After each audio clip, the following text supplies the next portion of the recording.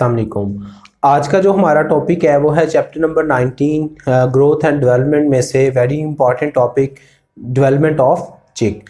Development of चिक को हम मॉडल ऑर्गेनिज्म के तौर पे एक रिप्रेजेंटेटिव के तौर पे लेते हैं कि एक्चुअली डेवलपमेंट होती किस तरह है। तो ये तमाम एनिमल की डेवलपमेंट को रिप्रेजेंट कर रहा है, तो इसको हम देखते हैं कि एक्चुअली डेवलपमेंट कैसे होती है। तो सबसे पहले हमें इसका पता होना चाहिए कि फर्टिलाइजेशन कैसे टेक प्लेस होती है। तो फर्स्ट ऑफ ऑल फर्टिलाइजेशन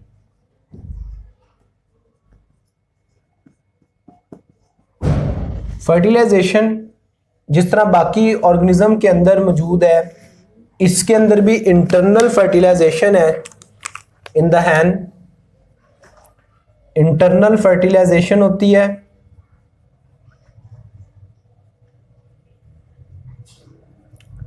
किस जगह पे? प्रॉक्सिमल पार्ट ऑफ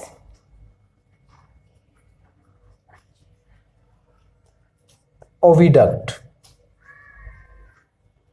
यानी कि फीमेल का जो ओवरी के बाद जो नेक्स्ट पार्ट आता है जिसमें एग मूव कर रहा होता है इनटू द यूट्रस। ऐसे ये जो पार्ट है जब ओवरी से एग बन के निकलता है, दिस इज ओवरी, उसके बाद दिस इज ओविडक्ट, और ओविडक्ट के बाद ये वाला पार्ट कौन सा है? यूट्रस। तो यहां पर जब एग मूव कर रहा होता है विद इन दिस ओविडक्ट के अंदर, तो स्पर्म रिलीज करते हैं, जो यहां पे स्पर्म मूव करते आते हैं और इस पार्ट को जो ओविडक्ट है इसके अंदर फर्टिलाइज कर देते हैं एग को। और वही एग जब मूव करता है into the uterus after fertilization, जब वो यूट्रस के अंदर मूव कर रहा होता है तो यूट्रस क्या सेक्रीट करती है? यूट्रस सेक्रीट करती है gland secretions for what? For shell formation। ठीक है, इस वजह से यूट्रस को शेल ग्लैंड भी कहते हैं। यानी कि जो एग लेइंग के बाद जब ये हैन देती है एग, तो एग के ऊपर जो शेल डेवलप होता है, वो जो शेल है वो एक्चुअली उसका जो मटेरियल है वो कौन से सेल सेक्रीट करते हैं? जो यूट्रस में मौजूद होते हैं। सो इस वजह से ये जो एग है उसके ऊपर हार्ड शेल मौजूद होता है। अब हम ये देख लेते हैं कि जो एग है उसके अंदर एक्चुअली स्ट्रक्चर उसकी किस तरह है। पहले हम उसकी स्ट्रक्चर को देख लेते हैं। तो उसकी स्ट्रक्चर में अगर हम उसकी स्ट्रक्चर को देखें एग की, तो उसमें बिल्कुल सेंटर के अंदर एक यॉक मौजूद है। दिस इज यॉक, ये यॉक है। और इसी तरह बिल्कुल ऊपर जो स्ट्रक्चर मौजूद है जिसको हम शेल बोलते हैं, इतना गैप नहीं होता ये समझाने के लिए। दिस इज शेल, उसके अंदर भी 2 से 3 लेयर मौजूद है, लेकिन हम उस पर डिस्कस नहीं करेंगे। यहां पर थोड़ा सा सेल ऐसे डिप्रेस्ड होता है, दिस इज एयर स्पेस, ताकि हवा अंदर सर्कुलेट करती जा सके। थोड़ा सा डिप्रेशन होता है, उसको हम एयर स्पेस बोलते हैं। उसके बाद इसको कैप्चर करने के लिए यॉक को अपनी ओरिजिनल स्ट्रक्चर में यहां पर कुछ रोप लाइक स्ट्रक्चर रस्सी की तरह मौजूद होती हैं, उसको हम नाम देते होते हैं चैलेजा। दिस इज चैलेजा, जो यॉक को अपनी जगह पे कैप्चर करके रखता है।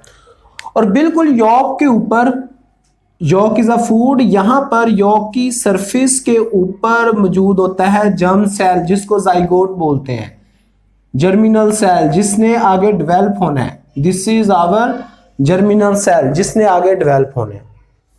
अब 2 पोल बन जाते हैं, एक ऊपर वाला एक नीचे वाला, 2 पार्ट हैं। जिस पार्ट में स्पर्म एंटर होकर मूव करके एंटर होके आया था, उस पार्ट को, उस पोल को हम नाम देते होते हैं एनिमल पोल।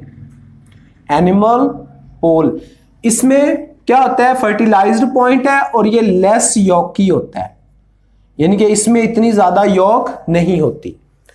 और उसके बिल्कुल जो अपोजिट पोल है, ये वाला पोल जिसके जो opposite to the animal pole है, उस पोल को हम नाम देते होते हैं vegetal pole. This is vegetal pole. और ये वाला पोल ये अपोजिट होता है उसके, इट इज मोर योकी, ये ज्यादा योकी है। और ये क्या प्रोवाइड करता है? Provide nutrition to the developing chick, ये न्यूट्रिशन प्रोवाइड करता है। इस पोल को हम क्या नाम देते होते हैं? वेजिटल पोल। सो ये हमें स्ट्रक्चर एक एनिमल पोल का पता होना चाहिए। This is the pole where fertilisation take place और from where sperm enter into the egg structure, and the opposite pole is vegetal pole जो कि मोर योकी है और न्यूट्रिशन प्रोवाइड करता है। उसके बाद हमें योक बेसिक ये वाला पार्ट हम यूटिलाइज करेंगे, बाकी सारी फूड और एग वाइट वो प्रोटीन्स हैं जो डेवलपिंग चिक को डेवलप करवाती हैं। हमने सिर्फ इस लेयर पे डिस्क लाइक स्ट्रक्चर है, ये जो डिस्क लाइक स्ट्रक्चर है इस पे हमने नेक्स्ट फोकस करना है। उसके बाद नेक्स्ट आता है इसमें इंक्यूबेशन।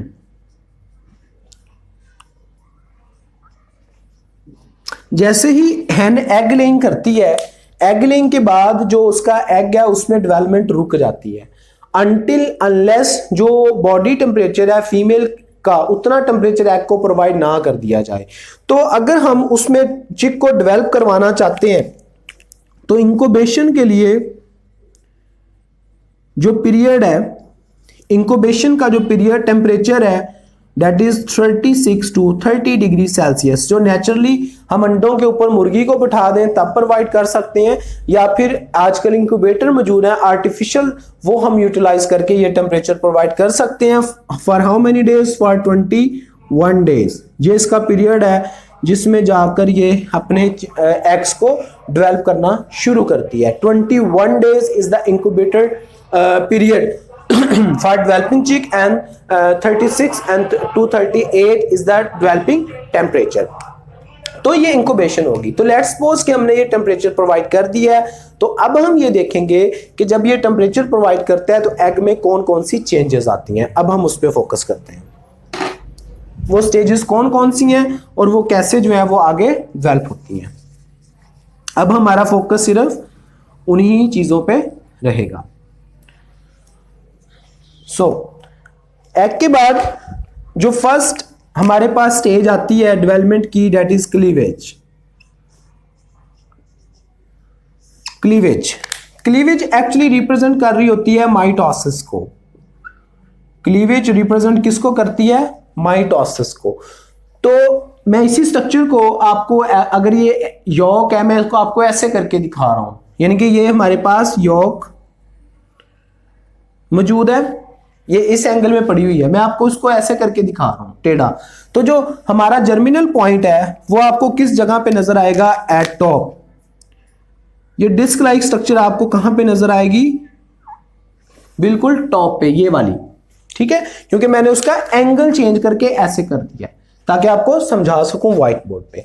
सो ऐसी क्लीवेज जो डिस्क लाइक स्ट्रक्चर से स्टार्ट होती है from the surface of yolk, उस क्लीवेज को नाम हम देते होते हैं discoidal cleavage. This is called disc like structure cleavage, जो कि क्लीवेज स्टार्ट हुई है डिस्क लाइक स्ट्रक्चर से above the surface of yolk, उसको डिस्कोइडल क्लीवेज बोलते हैं, डिस्कोइडल क्लीवेज। और बर्ड्स में यही क्लीवेज होती है। कहां पे स्टार्ट हो रही है? At the animal pole of the egg, animal pole पे। अब यहां पर क्या चेंज होती है? इसमें जो फर्स्ट माइटोसिस है, अगर आपको माइटोसिस का कॉन्सेप्ट पता है, mitosis mean just simple division of cell, तो फर्स्ट डिवीजन इसके अंदर क्या होगी? ऐसे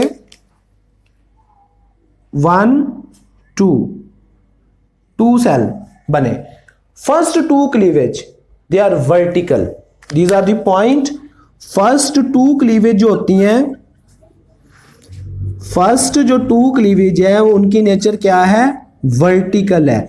वर्टिकल का मतलब है जो पहली 4 सेल बनेंगे, एक ये बन गया, ये दूसरा सेल है, ये चौथा सेल है, टोटल 4 सेल बन गए। एक ये सेल था, इसमें 2 माइटोसिस होगी। फर्स्ट 2 माइटोसिस या first 2 cleavage they are vertical in nature. इसको कैसे समझे? जैसे आपके पास एक एप्पल है, आप नाइफ लेके ऐसे उसको कट करें, 2 पीसेस हो गए, फिर ऊपर उसको ऐसे कट कर दें तो टोटल कितने उसके पीसेस होंगे? 4। ऊपर से नीचे कट करने से 4 पीसेस हो जाएंगे। तो इस ऐसे ही सेल, ऐसे सेल है, सेल वो ऐसे अगर डिवाइड होके ऐसे 2 सेल देता है, फिर ऐसे डिवाइड होके वो जो फर्दर 2 से 4 सेल बन जाते हैं, उस क्लीवेज को हम वर्टिकल क्लीवेज बोलते हैं। और बाकी जितनी भी होती हैं रेस्ट ऑफ द क्लीवेज, जो रेस्ट क्लीवेज है, बाकी जितनी भी क्लीवेज हैं वो हॉरिजॉन्टल होती हैं। उनकी नेचर क्या होती है? हॉरिजॉन्टल। वो हॉरिजॉन्टल है, मतलब कि बाद में सेल ऐसे डिवाइड नहीं होगा, बल्कि कैसे होगा? ऐसे 1 से 2 में 1, फिर इसी तरह 2, फिर इसी तरह ऊपर 3, ऐसे ऐसे सेल के अंदर रप्चर होता है। सेल माइटोसिस जो है वो इस फॉर्म में होती है, उसको हम बोलते हैं हॉरिजॉन्टल क्लीवेज। तो ये क्लीवेज के नतीजे में हमारे पास जो नेक्स्ट यॉक के ऊपर ये होती रहेगी, क्लीवेज काफी ज्यादा होती रहेंगी। तो क्लीवेज के नतीजे में ये यॉक के ऊपर हमें क्या नजर आएगा? एक बॉल ऑफ सेल। ये सेल रैंडमली डिवाइड हो रहे हैं, काफी ज्यादा सेल। तो यॉक के ऊपर ही अगर हम उसको टॉप से देख रहे हैं तो हमें वहां पर क्या, कौन सी चीज नजर आएगी? Just ball of cell. ठीक है, इस किस्म के सेल हमें नजर आएंगे। तो इस स्टेज में हमारे पास कि जिसमें सेल डिवाइड होकर ये स्टेज देते हैं, जिसमें सेल डिवाइड होते हैं, उसको हम क्लीवेज बोलते हैं। अब ये जो क्लीवेज है, इसके फौरन बाद in the very next step, जो दूसरा स्टेप है बिल्कुल इसी से मिलता जुलता, दैट इज मुरुला। मुरुला मोरस से निकला है, जिसका मतलब शहतूत होता है।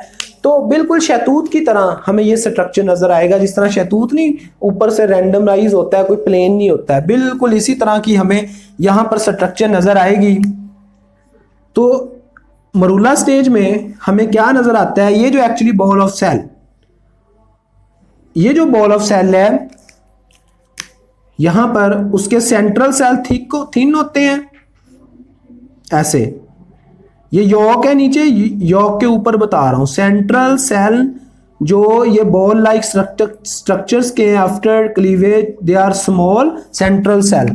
और जो आउटर सेल हैं, जो पेरिफेरल सेल हैं, जो कि मैच्योर होने वाले हैं, उनको फंक्शन असाइन होना है, they are flattened and larger.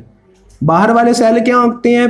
Peripheral cells, they are flattened and larger. और जो सेंट्रल सेल होते हैं, उन सेल की नेचर क्या होती है? They are small in size. इस स्टेज को, जिसमें हमें बॉल ऑफ सेल नजर आती है, उस स्टेज को हम मरूला बोलते हैं। This is short lived stage. और इसकी अगर हम इसको कट करके देखें, इसको ऊपर से, लेट्स सपोज कि मैं इसको, ये हमारे पास बॉल है, इस बॉल को मैं उठा लूं, ये यॉक में से इसको पकड़ के ऐसे उठा लूं और उसको ऊपर से कट करके देखूं, तो ये नहीं है कि अंदर भी इसके सेल भरे हुए हैं। जिस तरह आप वो जो टेनिस बॉल होती है, टेनिस बॉल को अगर हम काट के देखें, अंदर से वो खाली है, बाहर से वो मोटी होती है, अंदर से वो खाली होती है tennis ball.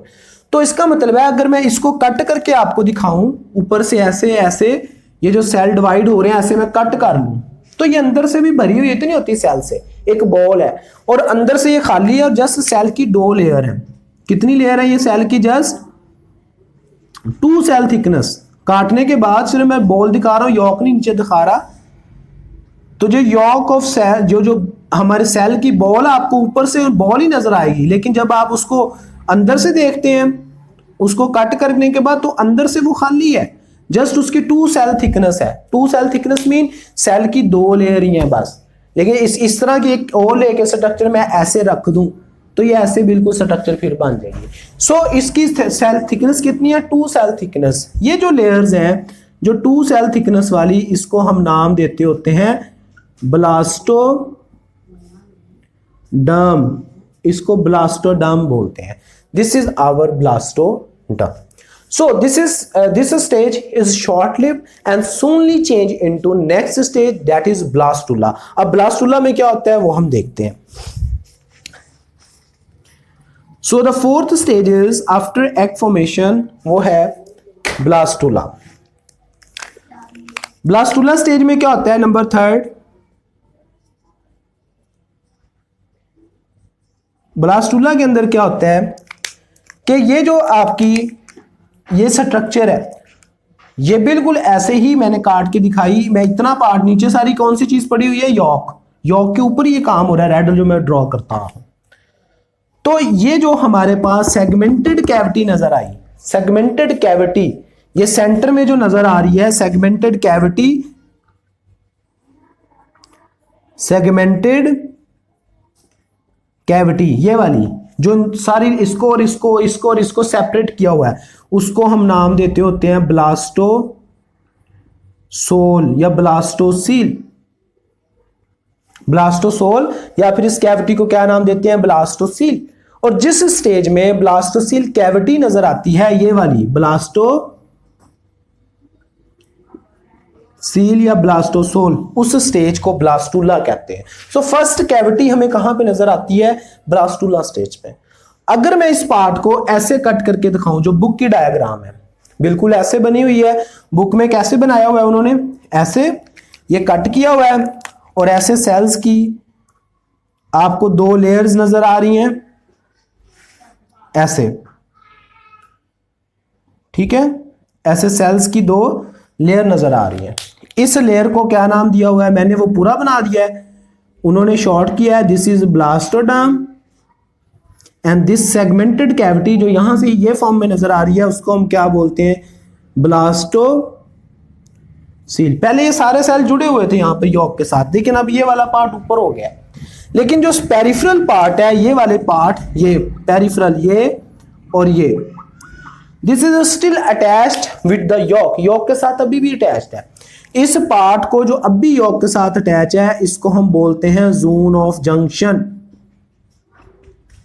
This is called as zone of junction, ये जोन ऑफ जंक्शन बोलते हैं। The peripheral part where the cell of the blastoderm, marginal cell of the blastoderm are still attached to the yolk, नीचे सारी York पड़ी हुई है, उस part को हम क्या बोलते होते हैं जी, ब्लास्टूला।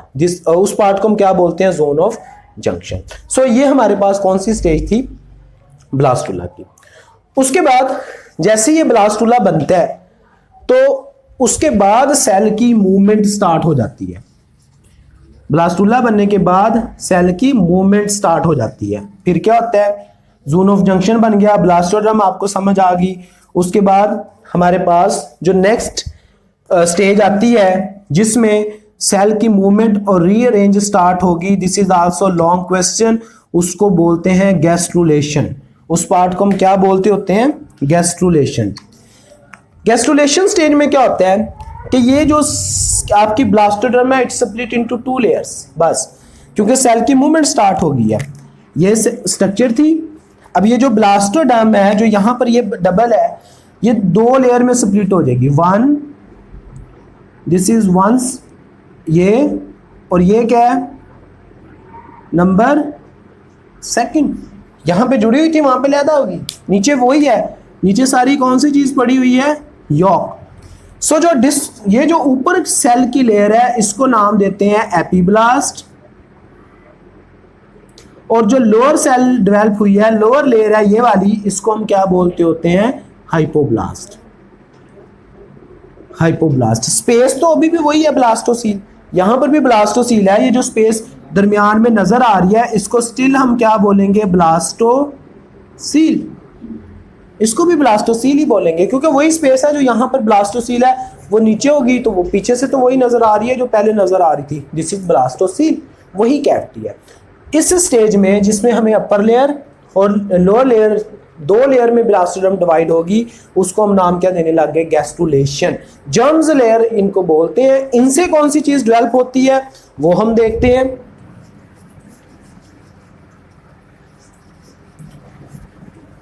यहां पर अगर हम इनको देखें तो जो एपीब्लास्ट है,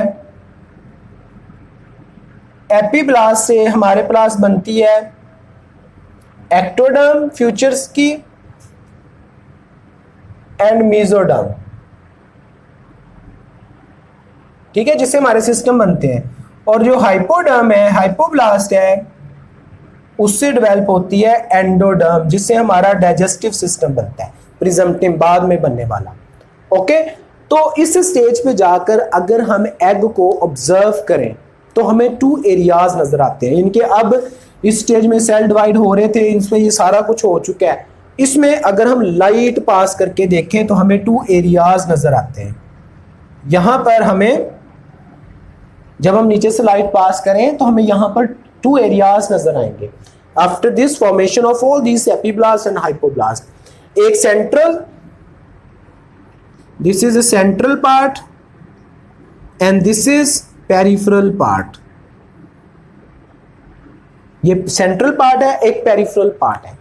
जो सेंट्रल पार्ट है इसमें से अगर हम लाइट पास करें, इसमें से क्या पास करें, हम लाइट पास करें, ये नीचे से ऊपर लाइट पास करें तो डेफिनेटली यहां पर सेल मौजूद है। तो जब लाइट पास होके बाहर निकलेगी तो वो शफाफ नहीं होगी, वो क्लियर नहीं होगी। तो जो सेंट्रल पार्ट है जिसकी वजह से ये जो यॉक से सेल अलहदा हुए हैं, raising them off from the yolk, और नीचे फ्लूइड भी यहाँ पर मौजूद होगा। तो जब लाइट पास करेंगे तो वो हमें एरिया क्लियर नजर नहीं आएगा। वो किस फॉर्म में नजर आएगा, सेंट्रल पार्ट वो हमें नजर आएगा ट्रांसलूसेंट।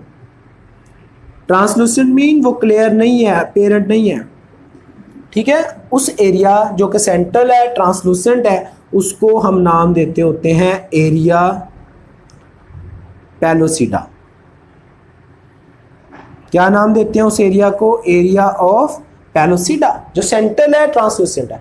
जबकि पेरिफेरल एरिया जो ये वाला पार्ट है, दिस इज क्लियर। इसमें से जब हम लाइट पास करेंगे वो इजीली गुजर जाएगी क्योंकि यहां पर कोई सेल मौजूद नहीं है, कम है। दिस पेरिफेरल पार्ट जो कि बिल्कुल ट्रांसपेरेंट है,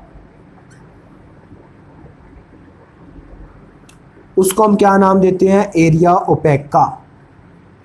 क्या नाम देंगे जिसको हम, area ओपेका। This is short question and very short important. Central part जो कि ट्रांसलूसेंट है उसको एरिया ओपेका, और जो पेरिफेरल पार्ट है जो जिसमें से लाइट गुजर सकती है उसको हम एरिया ओपेका पेलोसिडा, और जो बाहर वाला है उसको हम एरिया ओपेका बोलते हैं। सो नेक्स्ट टॉपिक पे हम ये देखेंगे कि नोटोकॉर्ड और मेसोडर्म फॉर्मेशन किस तरह होती है। आज हमने कहाँ तक पढ़ा है, गैस्ट्रुलेशन तक। सो पार्ट 2 में हम ये डिस्कस करेंगे कि नोटोकॉर्ड और मेसोडर्म कैसे बनती है। अल्लाह हाफिज़।